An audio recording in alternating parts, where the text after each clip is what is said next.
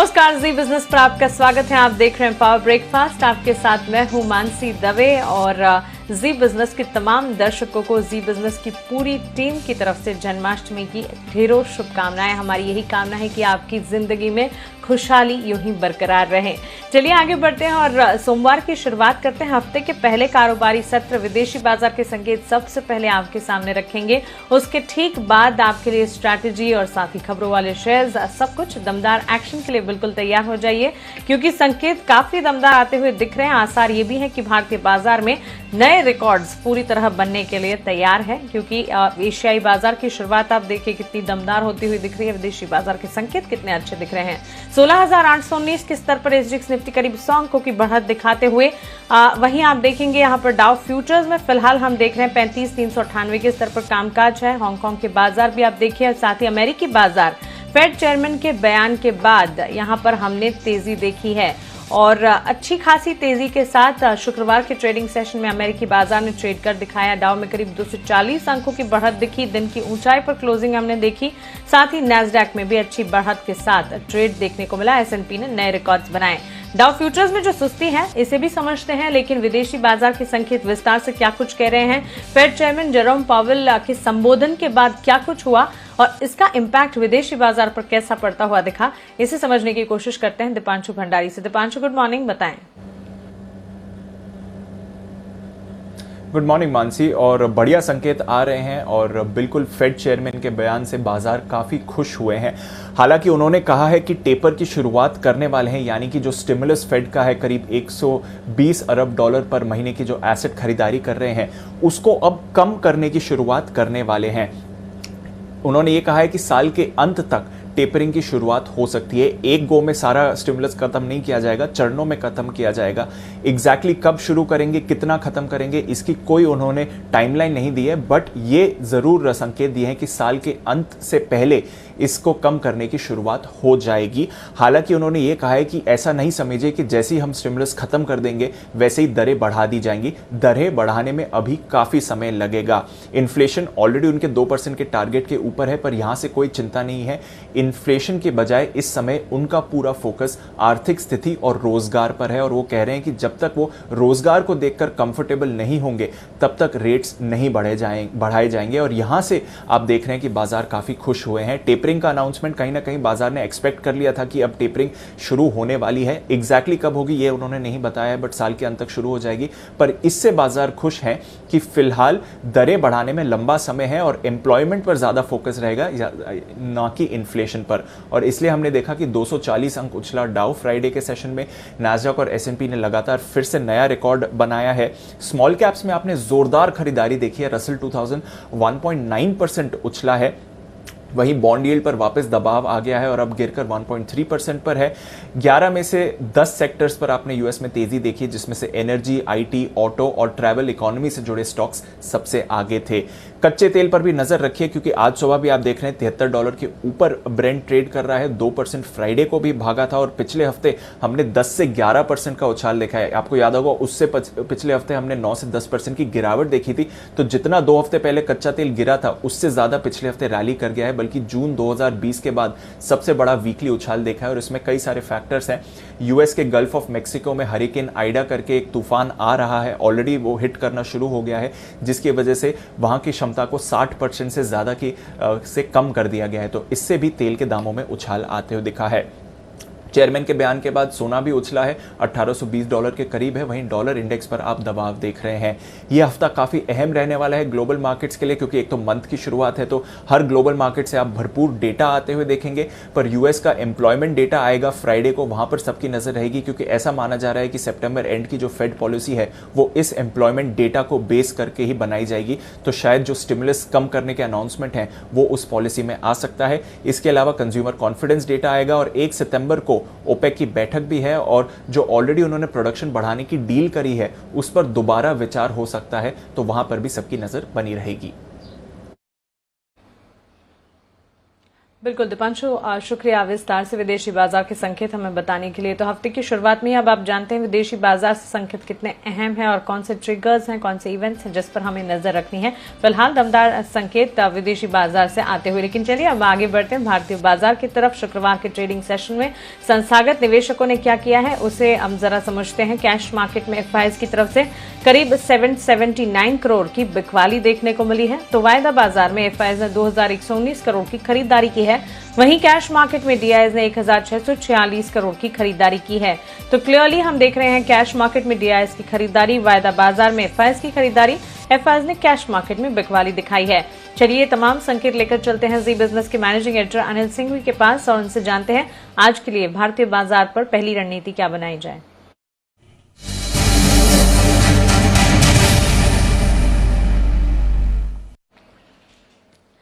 Anil sir, good morning. सबसे पहले तो जन्माष्टमी की आपको ढेरों शुभकामनाएं। सर, जन्माष्टमी के दिन और आज हम ढेर सारे ऐसे शोज स्पेशल सब लेकर आ रहे हैं और उससे ठीक पहले हम देख रहे हैं विदेशी बाजार से संकेत भी काफी पॉजिटिव हैं। भारतीय बाजार के लिए आज का दिन कैसा रहेगा सर? गुड मॉर्निंग मानसी, आपको, पूरी टीम को, हमारे सभी दर्शकों को और उनके परिवार वालों को जन्माष्टमी की ढेरों शुभकामनाएं।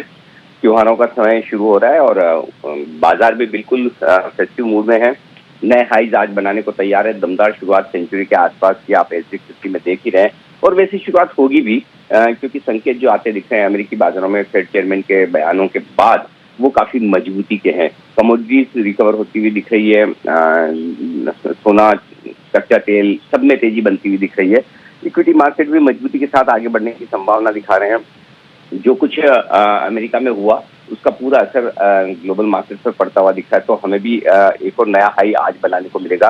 वैसे भी शुक्रवार को आपने सीरीज के पहले दिन दमदार उछाल के साथ भारतीय बाजारों को एक बड़ी इवेंट के पहले मजबूती के साथ लाइफ हाई पर बंद होते हुए देखा। पहली बार इतिहास में हम 56,000 के ऊपर सेंसेक्स में बंद हुए हैं और 16,700 के ऊपर निफ्टी पर। इस मजबूती को और आगे बढ़ाने का काम करेंगे। रेंज धीमे धीमे अब ऊपर की तरफ शिफ्ट होती हुई दिखेगी आपको। जो सपोर्ट है अब आज के लिए वो 16,600, 16,635 की रेंज में निफ्टी पर रहेगा और ये रेंज आसानी से टूटने वाली नहीं है।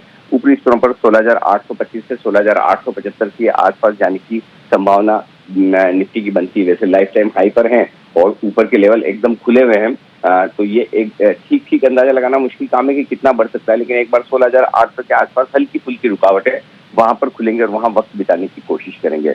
बैंक निफ्टी का जहां तक सवाल है, निफ्टी के मुकाबले में मजबूत थोड़ा कम है। 35,300, 35,425 मजबूत सपोर्ट के तौर पर बैंक निफ्टी के लिए काम करेगा और पिछले पूरे हफ्ते में लगभग हमने इस रेंज को होल्ड करने की कोशिश की है। ये रेंज आज भी नहीं टूटेगी, इसे आप अच्छे सपोर्ट के तौर पर लेकर चल सकते हैं। 36,000 के आसपास आते ही बैंक निफ्टी पर थोड़ा सा दबाव आता है, तो 35,900 से 36,200, ये 300 पॉइंट की रेंज थोड़ी सी बड़ी है, लेकिन इस रेंज में ऊपरी स्तरों पर प्रॉफिट बुकिंग आने की संभावना बैंक निफ्टी में बनेगी। एक बार 36,200 के पार निकलकर बैंक निफ्टी बंद होता है तो फिर बैंक निफ्टी में भी बड़ा और नया ब्रेकआउट आने की संभावना बन सकती है, लेकिन तब तक ऊपरी स्तरों पर बैंक निफ्टी में थोड़ी प्रॉफिट बुकिंग और बिकवाली की संभावना रहेगी। लेकिन निफ्टी बेहद मजबूत है और किसी भी लेवल से अगर निफ्टी में आपको 7500 पॉइंट का करेक्शन दिखता है इंट्राडे में, तो वो फिर से आपके लिए खरीदारी और एंट्री करने का मौका होगा। एक और बात, मिड कैप और स्मॉल कैप शेयरों में एक्शन शुक्रवार को भरपूर रहा और ये एक्शन आज और आगे बढ़ने की आप उम्मीद कर सकते हैं। तो ओवरऑल ब्रॉडर मार्केट भी मजबूत रहेगा और इंडेक्स तो मजबूत रहने ही वाले। जी मान। बिल्कुल अनिल सर, शुक्रिया ये पहली रणनीति हमें बताने के लिए। तो निफ्टी 16,600 से 16,635 से आप मजबूत सपोर्ट के तौर पर मानकर चलें। 16,825 से 16,875 निफ्टी के लिए ये ऊपरी रेंज होगी। ध्यान रखिए निफ्टी काफी मजबूती दिखा सकता है। बैंक निफ्टी 35,300 से 35,425 ये होगी मजबूत सपोर्ट की रेंज और 35,900 से 36,200 बड़ा दायरा है, लेकिन इसे बैंक निफ्टी के लिए ऊपरी रेंज के तौर पर आप मानकर चल सकते हैं। 36,200 के पार जाने पर बड़े ब्रेकआउट की संभावना बैंक निफ्टी की तरफ से आती हुई दिख रही है। तो साथ ही मिड कैप स्मॉल कैप में जो एक्शन हमने शुक्रवार की ट्रेडिंग सेशन में देखा था, आज भी वो बिल्कुल जारी रहेगा। चलिए आगे बढ़ते हैं। खबरों के दम पर कहां पर एक्शन देखने को मिल रहा है ये जान लेते हैं वरुण दुबे से। Varun, good morning, happy Janmashtami to you. और खबरों के चलते आज हम कहां एक्शन देखेंगे, ट्रिगर्स कौन से हैं? गुड मॉर्निंग मानसी, और आपको भी और हमारे सारे दर्शकों को जन्माष्टमी की शुभकामनाएं। सबसे पहले ट्रिगर्स की बात करते हैं तो यहाँ पे गोल्ड बॉन्ड की जो छठी सीरीज है उसमें आज से लेके 3 सितंबर तक निवेश करने का मौका है। जो बॉन्ड का प्राइस है वो 4,732 रुपये प्रति ग्राम का तय किया गया है। तो यहाँ पे नजर रखेगा। बैंक ऑफ इंडिया 3,000 करोड़ जुटाने के लिए 3,000 करोड़ के QIP के इश्यू प्राइस पर निर्णय के लिए बोर्ड आज बैठक करेगा। माफ़ कीजिएगा, जुटाने के लिए नहीं। इसके अलावा इंडोटेक ट्रांसफार्मर्स आज से OFS खुलने वाला है। प्रमोटर्स यहाँ करीब 3.63% हिस्सा यहाँ बेचने वाले हैं। भारतीय एयरटेल पे आज खास नजर रखिएगा, क्योंकि राइट इशू के जरिए कंपनी जो है 21,000 करोड़ जुटाने वाली, जिसको बोर्ड ने मंजूरी दे दी है। इशू प्राइस जो है 535 रुपये प्रति शेयर का रखा गया है, यानी कि करीब 9% के डिस्काउंट पे है। राइट्स एंटाइटलमेंट रेशियो जो है 14 शेयर पर 1 शेयर का रखा गया है। और आज 2:30 से 3:30 बजे के बीच में बोर्ड जो है वो निर्णय पर एक इन्वेस्टर कॉल करने वाली है। तो इसके चलते भारतीय एयरटेल पे नजर रखिएगा। साथ ही साथ कुछ न्यूज़पेपर रिपोर्ट्स ऐसे भी सजेस्ट कर रही है कि गूगल इस कंपनी पे निवेश कर सकती है।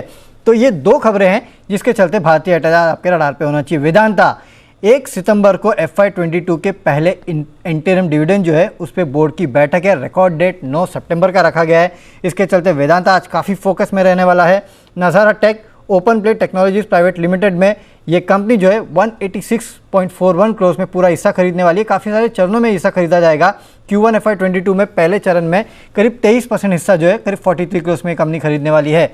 IGL इस कंपनी ने दिल्ली NCR में गैस के दाम बढ़ा दिए हैं। CNG के दाम 90 पैसा प्रति किलो और PNG के दाम ₹1.25 प्रति SCM के आसपास बढ़ाए गए हैं। तो इसके चलते IGL रडार पे होना चाहिए। महिंद्रा एंड महिंद्रा इस कंपनी के एक सब्सिडरी है महिंद्रा डिफेंस सिस्टम, उसको भारतीय नौसेना से 1350 करोड़ का ऑर्डर मिला है। टेक महिंद्रा ऑस्टिन GIS में 13.8% हिस्सा जो है ये कंपनी खरीदने वाली है। करीब $12.5 लाख में ये खरीदारी ये कंपनी करेगी। बेसिकली 5G सेवाएं जो है वो मुहैया कराती है कंपनी, इसमें ये अधिग्रहण करने वाली है।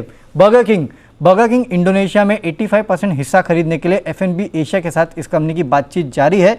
जो नॉन बाइंडिंग एग्रीमेंट है वो अब कहीं ना कहीं साइन हो चुका है। 90 दिन के आसपास का एक्सक्लूसिव समय है जब ये पूरा एग्रीमेंट जो है वो पूरा हो सकता है। इसके अलावा सबसे आखिरी में बट इम्पॉर्टेंट कॉफ़ी स्टॉक्स यहाँ पे नजर रखिएगा, क्योंकि रोबस्टा कॉफ़ी के दाम जो है वो 4 साल के ऊंचाई पे पहुंच चुके हैं।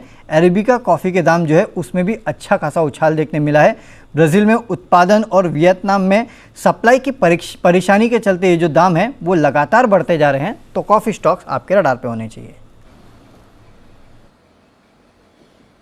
ऑलराइट वरुण, शुक्रिया ये तमाम खबरों वाले शेयर्स हमें बताने के लिए। तो ढेरों खबरें भी हैं जो कि एक्शन में रहेंगे, बाजार इन पर भी रिएक्ट करते हुए हम देखेंगे। आगे बढ़ते हैं और आज के लिए फिर इंपॉर्टेंट ट्रेडिंग कॉल्स आपको बता देते हैं। 2 कॉल्स हैं मेरे पास, दोनों की दोनों खरीदारी की। बायकॉन में खरीदारी की राय चॉइस ब्रोकिंग की तरफ से आती हुई 365 के टारगेट्स को आप मानकर चल सकते हैं। यहाँ पर 336 का स्टॉप लॉस लगाइएगा। वहीं आनंद राठी सिक्योरिटीज बजाज फिनसर्व पर खरीदारी की राय दे रहे हैं। 16,650 के लक्ष्य को मानकर चले। 15,800 का एक स्टॉप लॉस आपको लगाना है। तो 2 कॉल्स बायकॉन और बजाज फिनसर्व दोनों पर खरीदारी का मन बनाकर आप चल सकते हैं। अब हमारे साथ सेंट्रम ब्रोकिंग के AVP equity technical research analyst Nilesh Jain जुड़ गए हैं। नीलेश जी, गुड मॉर्निंग, स्वागत है आपका जी बिजनेस पर। हैप्पी जन्माष्टमी। आज के लिए मार्केट पर आपका नजरिया और साथ ही आपके स्टॉक स्पेसिफिक रिकमेंडेशन। मानसी जी, सबसे पहले तो आपको सभी दर्शकों को जन्माष्टमी की हार्दिक शुभकामनाएं। देखिए, बाजार में पिछले सप्ताह एक बहुत ही मेजर ब्रेकआउट हमको देखने को मिला था। निफ्टी में अपने ऑल टाइम हाई लेवल्स पे अचीव किए थे और साथ ही साथ जिस हिसाब से जिस इंटेंसिटी का ब्रेकआउट है, मेरा ही मानना है कि सितंबर सीरीज में निफ्टी 17,000 तक के लेवल की ओर बढ़ रहा है और जो न्यू रेंज बन के आ रही है वो है 16,600 से 17,000। तो डेफिनेटली बाय एंड डिप की रणनीति बरकरार रखनी चाहिए। जिस हिसाब से ओवरऑल मोमेंटम है, हमारे मानना है कि 16,850 एक शॉर्ट टर्म टारगेट होना चाहिए और सेकंड टारगेट होगा 17,000। 16,650 का स्टॉप लॉस लगाने की सलाह होगी। वहीं बैंक निफ्टी की अगर बात करें तो अब काफी लंबे समय से एक अंडर परफॉर्मेंस हमको देखने को मिल रहा है और बैंक निफ्टी में इन लेवलों पर रिस्क एंड रिवॉर्ड काफी फेवरेबल है। लॉन्ग साइड में 35,300 के स्टॉप लॉस है। बैंक निफ्टी में भी खरीदारी करने की सलाह होगी। 36,300 का एक इमीडिएट टारगेट होगा। जैसे ही 36,300 का लेवल ब्रेक होगा, हमारे मानने की 36,500 और 37,000 के लेवल बहुत ही जल्द देखने को मिल सकते हैं। तो डेफिनेटली निफ्टी और बैंक निफ्टी दोनों में ही बाय एंड डिप की रणनीति बरकरार रखनी चाहिए। बिल्कुल नीलेश जी, शुक्रिया ये जानकारी के लिए। लेकिन स्टॉक स्पेसिफिक मूव्स आज कहां पर आप देख रहे हैं? बिल्कुल मानसी, देखिए दोनों ही खरीदारी के काउंटर है। जिस हिसाब से मैंने कहा कि बैंक निफ्टी में जो स्ट्रक्चर है वो काफी स्ट्रांग लग रहा है, तो आईसीआईसीआई बैंक इस पर्टिकुलर काउंटर इंडेक्स हेवीवेट को खरीदारी करने की सलाह होगी। इस यहाँ पे 692 का एक स्टॉप लॉस होगा, 715 और 720 ये दो टारगेट्स होंगे। वहीं दूसरा काउंटर होगा मेटल स्पेस से। देखिए वेदांता यहाँ पे एक रिसेंट करेक्शन के बाद में एक higher top and high bottom formation का एक रिवर्सल हमको देखने को मिल रहा है, तो वेदांता को करंट लेवल पे खरीदारी करने की सलाह होगी। 288 के स्टॉप लॉस है, 300 के शॉर्ट टर्म टारगेट्स के लिए। बिल्कुल नीलेश जी, शुक्रिया ये तमाम जानकारी के लिए, सवालों के जवाब देने के लिए, हमारे साथ जुड़ने के लिए। चलिए आगे बढ़ते हैं, कमोडिटी मार्केट्स का अपडेट आपको बताते हैं। मोतीलाल ओसवाल कमोडिटी से अमित सजेजा आप मेरे साथ जुड़ गए हैं। अमित गुड मॉर्निंग, स्वागत है आपका जी बिजनेस पर। हैप्पी जन्माष्टमी। आज के लिए आप सबसे पहले Boolean market, gold, silver. Okay Amit नहीं है हमारे पास, उनकी कॉल्स मैं आपके सामने रख रही हूँ। गोल्ड खरीदारी की राय अमित की तरफ से आती हुई 47,750 के टारगेट्स को मानकर चले, 47,200 का स्टॉप लॉस लगाइएगा। सिल्वर में खरीदारी की राय, सितंबर कॉन्ट्रैक्ट में खरीदारी का मन बनाकर आप चल सकते हैं। 63,000 के लेवल्स पर एक बार बाय कॉल इनिशिएट किया जा सकता है। 64,200 टारगेट्स को मानकर चले, 62,400 का स्टॉप लॉस लगाएं। वहीं कच्चे तेल की चाल को देखते हुए खरीदारी घरेलू बाजार में सितंबर कॉन्ट्रैक्ट 5,100 5100 के टारगेट्स को मानकर चले, 4960 का आपको एक स्टॉप लॉस लगाना होगा। चलिए क्विकली आगे बढ़ते हैं और अब वक्त है एफआईआर का, यानी कि ब्रोकरेज रिपोर्ट्स आपको बताने का।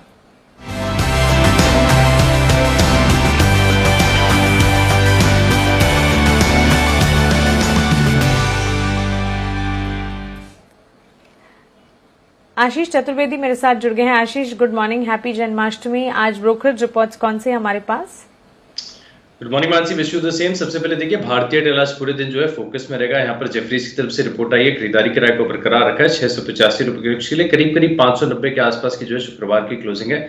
और सभी मान रहे कि जो पूंजी जुटाने चाह रहे हैं राइट्स इश्यू के माध्यम से, उससे आगे जाके ग्रोथ में बढ़िया बढ़त देखने को मिलेगी। मार्केट शेयर बढ़ता हुआ नजर आएगा, क्योंकि कंपनी हो सकता है कि 5G में इन्वेस्ट करे और साथ ही साथ जो इनका नेट डेट टू एबिटा है उसमें एक फर्दर रिडक्शन आएगा। सीएलएससी भी अगर आप देखें तो स्टॉक पर बुलिश है, खरीदारी किराया दे रहा है 780 रुपए के लक्ष्य के लिए।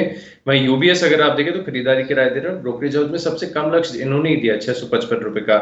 इसके अलावा नजर रखें रिलायंस इंडस्ट्रीज पर, यहाँ पर भी देखिए यूबीएस की तरफ से पॉजिटिव रिपोर्ट आई है, 2500 रुपए के लक्ष्य के लिए 2225 के आसपास की क्लोजिंग है। और ये मान रहे कि जियो फोन का जो ये लॉन्च करने वाले हैं, इससे अगर आप देखें तो मिड सेगमेंट में बढ़िया बढ़त देखने को मिलेगी।